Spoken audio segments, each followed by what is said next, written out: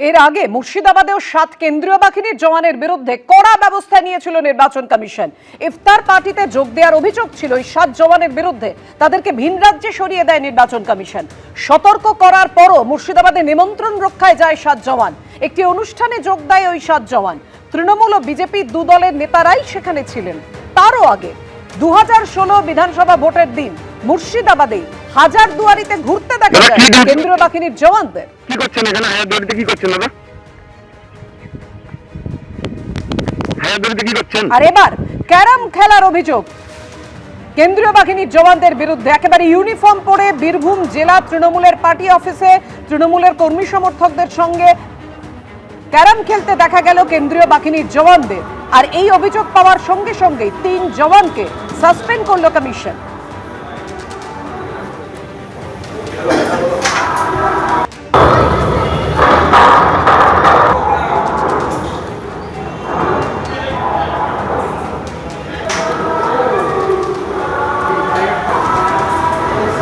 তৃণমূলের পার্টি অফিসে গিয়ে জওয়ানরা ক্যারাম খেলছে, তার মানে আসলে তৃণমূলের দ্বারা অনুগত হয়ে যাচ্ছে। এই যে ব্যবস্থাপনা, এটা তৃণমূল বরাবরই করে। কিভাবে কেন্দ্রীয় বাহিনীকে বশীভূত করেছে, কখন কখন এটা সবাই জানেন। অসভ্যতা করেছে, নোংরামো করেছে, জওয়ানদের জীবনকেও তার থেকে ক্ষতিগ্রস্ত করেছে, অথবা কেন্দ্রীয় বাহিনীর জীবনকেও বিপদের মধ্যে ফেলেছে। নিরপেক্ষ ভোট, কেন্দ্রীয় বাহিনী কোনো পক্ষভুক্ত হবে কেন?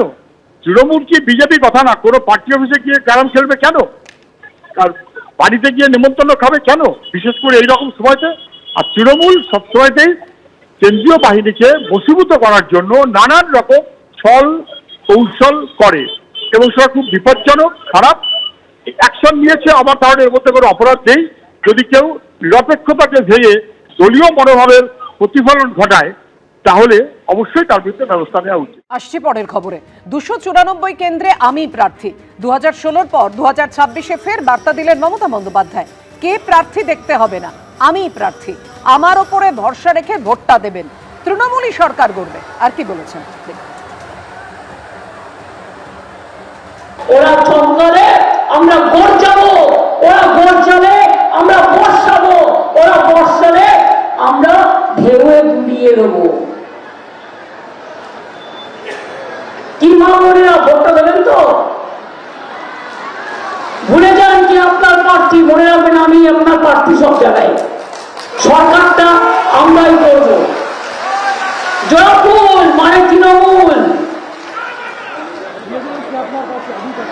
আর তৃণমূল কংগ্রেসই ক্ষমতায় আসবে।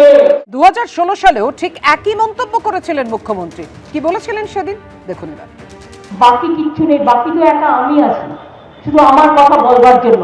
তাই বলে মনে রাখবেন, প্রার্থী গৌতম দেব বা খগেশ্বর নয়, বা বাইচুং ভুটিয়া নয়, বা অনিল অধিকারী নয়, বা অনন্ত দেব অধিকারী নয়, বা রবীন্দ্রনাথ ঘোষ নয়, বা অর্ঘরায় প্রধান নয়, বা আমার পবন লামা নয়, উইলসন চম্পামারি নয়, শান্তা ছেত্রী নয়। ক্যান্ডিডেট হচ্ছে মমতা ব্যানার্জি। 294টা সিটে আমি প্রার্থী।